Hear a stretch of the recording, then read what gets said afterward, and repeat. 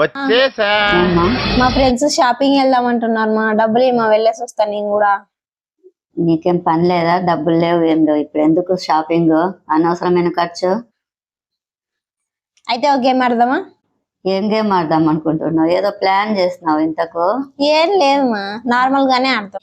ఇగో ఈ 3,000 ఉన్నాయి కదా, ఈ 3,000లో నేను ఒక దాంట్లో నువ్వు డబ్బులు ఇవ్వాలని అనుకుంటాను. అది పట్టుకుంటే డబ్బులు ఇవ్వాలి, వేరేటి పట్టుకుంటే అవసరం లేదు. గుర్తు. సరే, నువ్వు పట్టుకుంటే నువ్వు ఇవ్వాలా? సరే, ఓకే.